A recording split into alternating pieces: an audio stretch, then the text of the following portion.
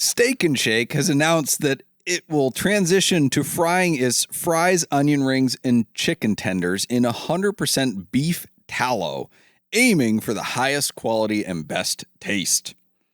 How is this car related, you may ask? What? Thank God I didn't want to eat at Steak and Shake.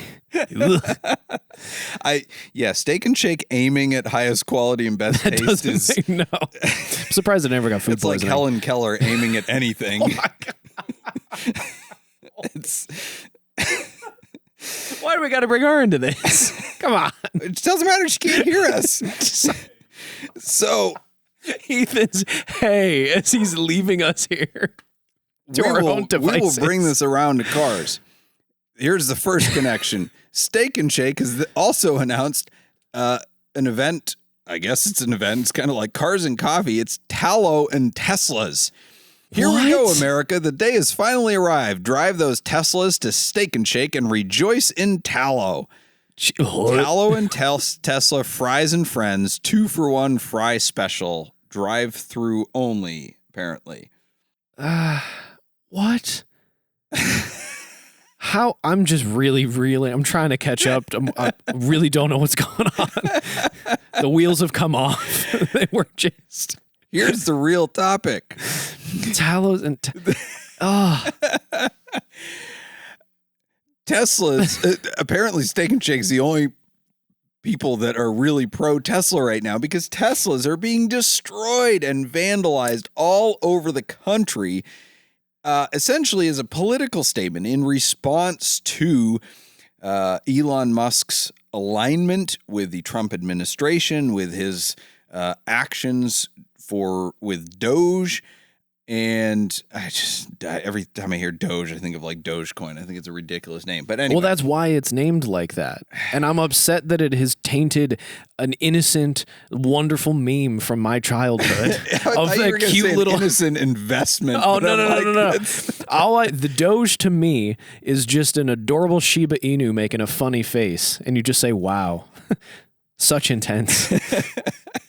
3 stressful, 5 me. That's all I got. Like, I don't know. Like, that's the Doge. That's my Doge. All right. Well, Pepperidge Farm remembers all that. I was on the internet, Doug, in the late 2000s.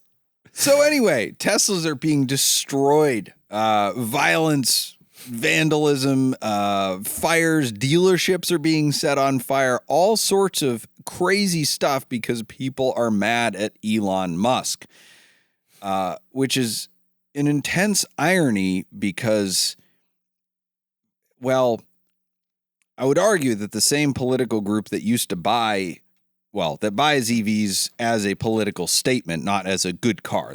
Lots of people choose EVs because they like them as a car. I'm not knocking that, but early days of EVs, Teslas were very much a political statement.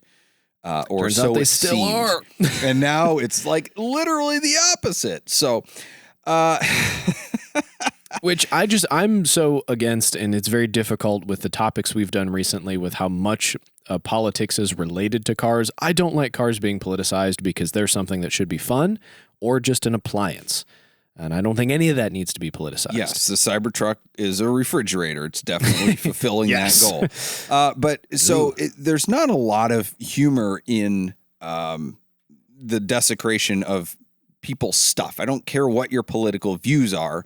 The response to it should not be destroying other people's things. For all you know, they may have the same views. They may hate that they drive a Tesla, and a lot of people do because they are trying to disguise.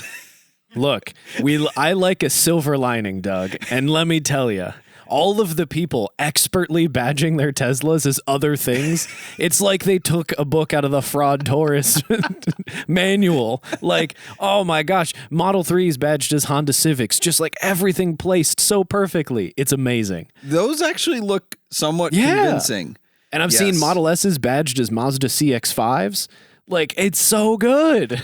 I saw one, we'll put a photo up, where they use the T in the back and just put it at the end. They did a Toyota, but it was kind of like in chicken scratch. I've also seen the Toyota in the font, like from the 90s pickup truck that was in Toy Story.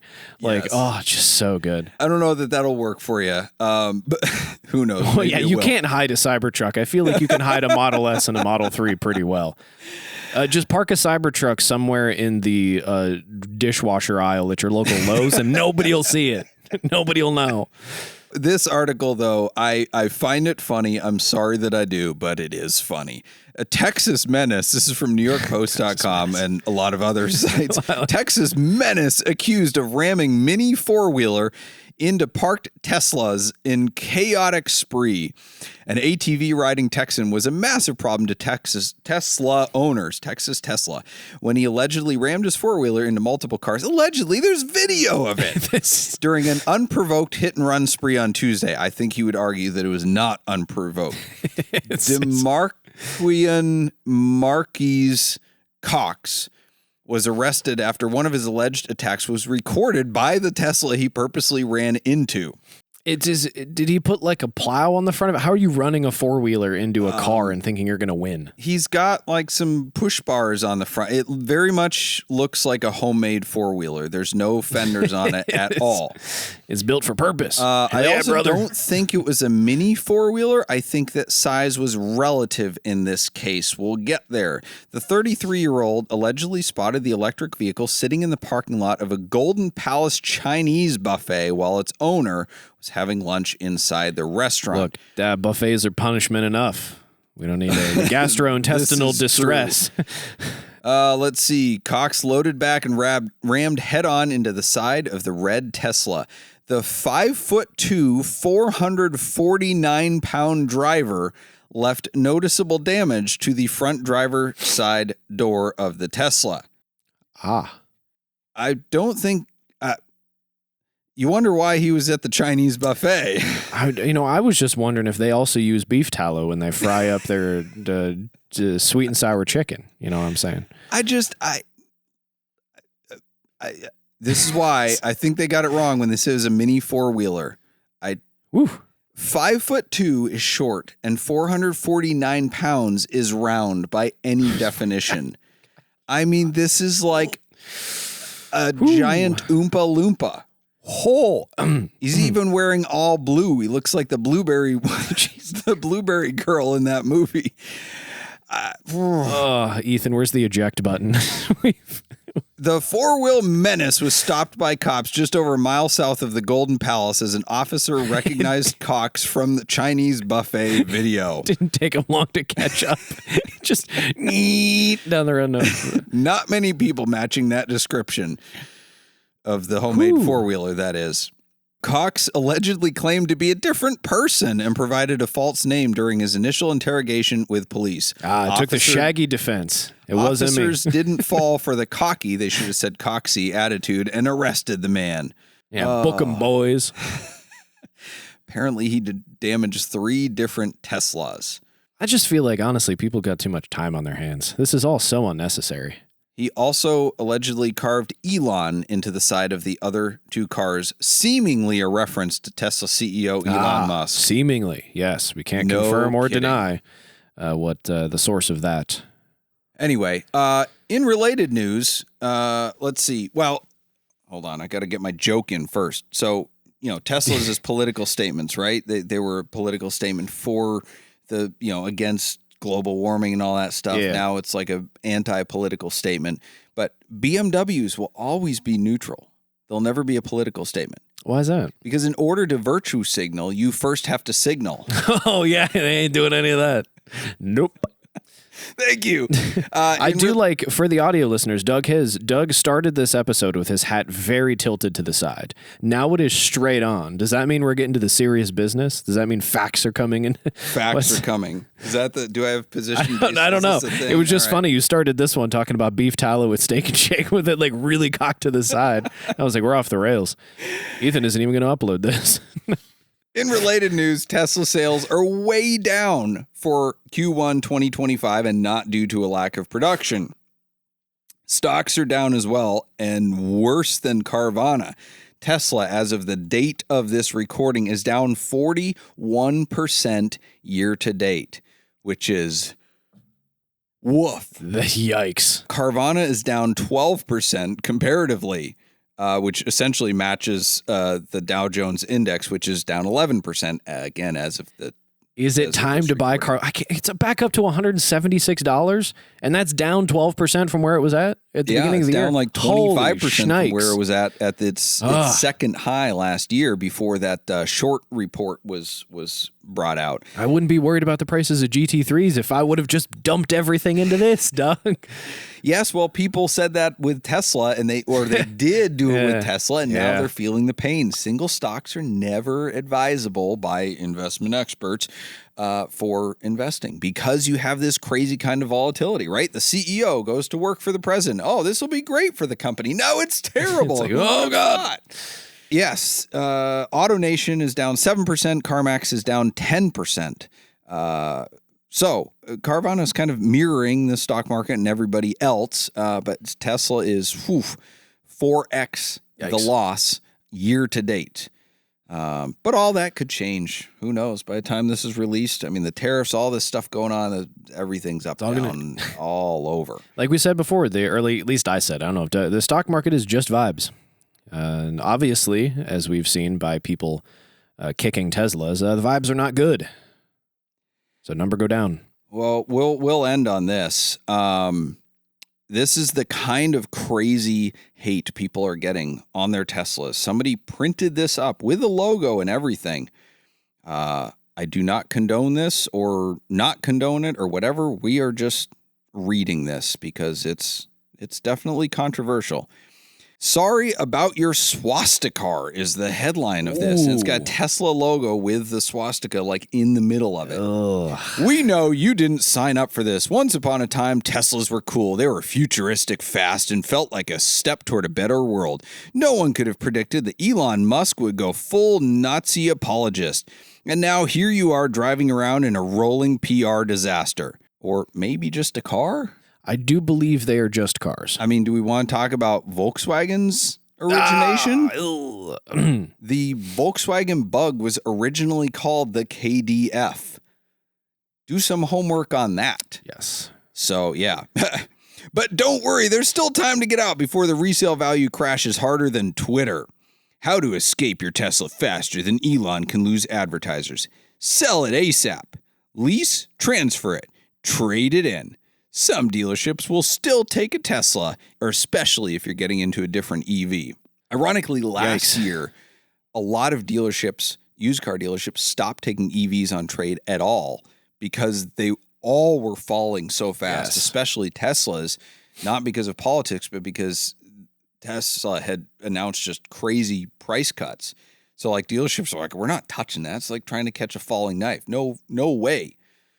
Let's see. Better EV options that won't age like a bad tweet. Oh, it's still going? Ionic. Oh, I'm like summarizing. Rivian R1S for those who wanted a Cybertruck but have taste. Polestar 2 and 3. Scandinavian cool, no billionaire baggage. Ford Mustang Mach-E. Classic name, modern tech, no weird billionaire cult. Okay. Boy, howdy. That sure is something. People are nuts. People are absolutely nuts. Yes. Well, on that note, it's time for the props and flops of the week. Brought to you by Switchcars. And you all know that Switchcars is the enthusiast dealership where we buy, sell, and consign only cars that we like ourselves. Check out our handpicked inventory at switchcars.com and be sure to mention SwitchCast for special pricing. You can find more information also at switchcars.com or come visit our showroom in Twinsburg, Ohio. It is not beautiful today, I can assure you that. But anyway, Doug, inside the dealership, what is the pick of the week? The pick of the week is a 2011 Chevrolet Grand Sport Coupe in supersonic blue over titanium gray with 34,000 miles on it. Over gray, you say? Yes. Well, but it's two-tone. It's like the gray centers and the black doors. Oh, yeah, that's good. Nice. I really, really like the Grand Sports, and the coupes with the manual transmission get better internals in the engine, different crankshaft versus the automatics and the convertibles. So if you want to be like Mr. One of One, my Corvette's better, you buy a manual transmission Grand Sport. Technically, it's better than a Z06 even because LS7s have head failure, so it's the best. It's sneaky best. That one's already sale pending, so too late anyway. But What about the yellow one? Yeah, the yellow one was hot. Yellow one's coming soon. By the time the podcast airs, that one will be listed and maybe sold already as well. Our flop of the week. This has been going around everywhere on the internet. Yes. A guy won a raffle for a 991 GT3 RS. Heck yeah. Apparently went out and got drunk and wrecked it. Oh, don't love that. No, very, very soon after. So everybody was posting the pictures online. He was arrested for suspicion of DUI, of course, right? Innocent until proven guilty. So, yeah, if you win a Porsche, don't do this. We're just like, I don't know, don't drive drunk at all. Well, regardless of if you've won a Porsche or not. Right. How many people wrecked their cars drunk in the last week? And he was the only one that became internet famous because of it. Because it was in a purple Porsche that he had won in a raffle. Ugh. Anyway, Doug. Thankfully, nobody was hurt. Even that's him? why we can make fun of it. I think his ego was hurt, and he shut down his social media because everybody was tagging him. Yikes. Prop of the week. Everybody sells their cars based on low mileage, based on, rare, one of one spec, whatever. But carefully executed challenge to Dolly tribute. Yeah. You get Doug all fired up again. Golly, and I can't find this description again. Here it is. Okay, Auto Kennel has a Ferrari 308 for sale, and instead of talking about the mileage or rare spec, because it is gold, how many gold Ferrari 308s do you have? They told the stories of the owner. He had it for the past 44 years, and when first registering the car, he said the DMV meatbag, his words, argued with this owner that it was a 4-cylinder because nobody would own a V8 during the gas crisis. He once pulled up to a stoplight, and a woman who was a passenger in the car next to him got out and said she preferred to be a passenger in his car. Nice. He politely declined and motored on. His daughters recall entering it into the local Concours events, but instead of being part of the Ferrari display, they would enter it into the quirky class, and the whole family would decorate their car with balloons, flowers, and pictures that the kids drew. Oh, heck yeah. Yeah, when his daughters were 7 or 8 years old, they would have him take their school crush for a ride, and he let them both sit in the car. 7 or 8? What, school crushes at 7 or 8? Okay, weird. This Ferrari isn't parked in a garage mahal, and not one built by Scott Stellman or Gearhead Grotto. More coming on that soon. Yeah, because those don't exist. Some grandiose man cave, but instead sits humbly in their garage next to their Toyota Sequoia family hauler. And it could be yours now. I love that. Heck yeah. How many miles are on it? Do you know? Don't know, don't care. Love it. Really don't care. It's got stories. Who cares what the digits are on the odometer? Thank you for joining us for SwitchCast with Doug Tabbutt and Tyler Sanders, produced by Ethan Huffnagel. SwitchCast is an automotive entertainment and opinion show, and nothing we say should be taken very seriously. We do not give tax, investment, legal, emotional, or professional advice, and the only licenses we hold are driver's licenses.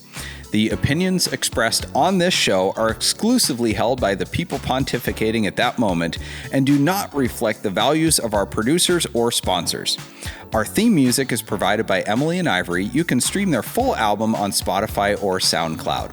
If you like this show, you can stream it in its entirety on your favorite audio podcast platform. Check out switchcast.live for more info.